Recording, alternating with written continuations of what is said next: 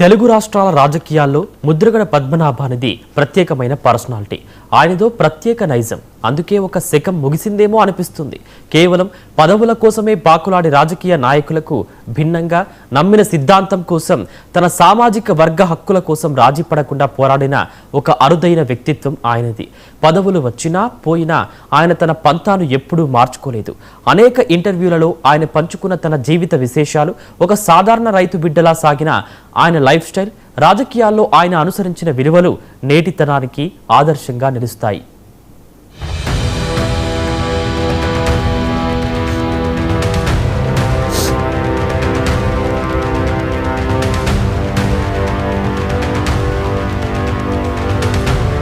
ముద్రగడ పద్మనాభం అనగానే అందరికీ ఒక ఉగ్ర రూపంలో సాగిన ఉద్యమకారుడే గుర్తుకొస్తారు. కానీ ఆయన వ్యక్తిగత జీవితం ఎంతో సాదాసీదాగా ఉండేది. కిర్లంపూడిలోని తన నివాసంలో ఒక సాదాసీదా రైతులా బతకడానికి ఆయన ఇష్టపడేవారు.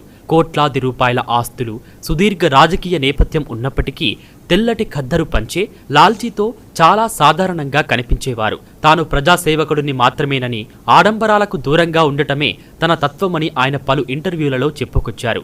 ఉమ్మడి రాష్ట్రంలో మంత్రిగా పనిచేసిన సమయంలోనూ ఆయన ప్రజలకు ఎల్లప్పుడూ అందుబాటులో ఉండేవారు. ఆడంబరాల జోలికి వెళ్లకుండా నమ్మిన ప్రజల కష్టసుఖాల్లో పాలు పంచుకోవడమే ఆయన లైఫ్ స్టైల్గా సాగింది.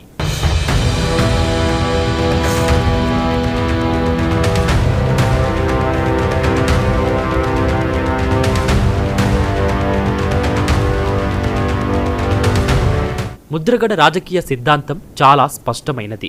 ఆయన పదవుల కంటే ఆత్మగౌరవానికి ఎక్కువ ప్రాధాన్యత ఇచ్చారు.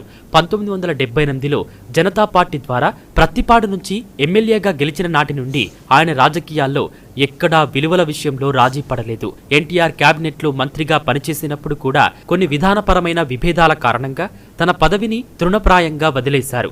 రాజకీయాల్లో మాట తప్పకూడదనేది ఆయన బలమైన నమ్మకం.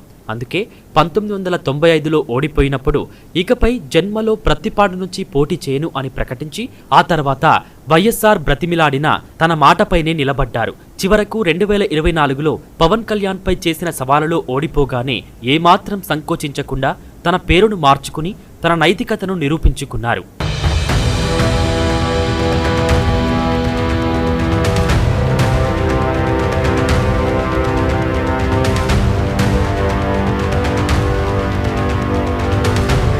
ముద్రగడ పద్మనాభం ఒక బలమైన సామాజిక శబ్దం.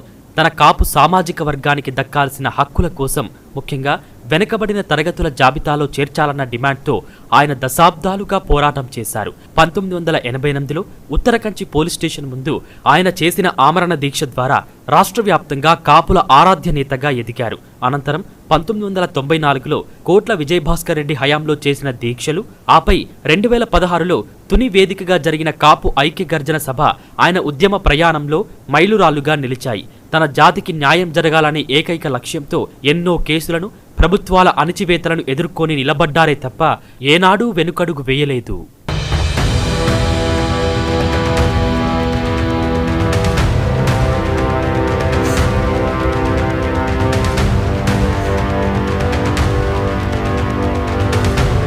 ఆయన తన సుదీర్ఘ కెరీర్లో ఇచ్చిన పలు ఇంటర్వ్యూలలో తన అంతరంగాన్ని ఆవిష్కరించారు. రాజకీయాల్లో వెన్నుపోట్లు, మోసాలు సహజం, కానీ మనం ప్రజల నమ్మకాన్ని వమ్ము చేయకూడదు అని ఆయన బలంగా నమ్మేవారు. శ్వాసకోశ సమస్యలతో బాధపడుతూ హైదరాబాద్ సింధు ఆసుపత్రిలో ఆయన కన్ను మూసే వరకు కూడా కాపు జాతి సంక్షేమం గురించే ఆలోచించారట. విమర్శలను లెక్క చేయకుండా పంతం నెగ్గించుకునే ఆయన నైజమే ఆయనను తెలుగు రాజకీయ చరిత్రలో విలక్షణ నేతగా నిలబెట్టింది. ఆయన భౌతికంగా లేకపోయినా రాజీ పడని ఆయన పోరాట స్ఫూర్తి, సిద్ధాంతాలు, విలువలతో కూడిన రాజకీయం ఎప్పటికీ చరిత్రలో నిలిచిపోతాయి.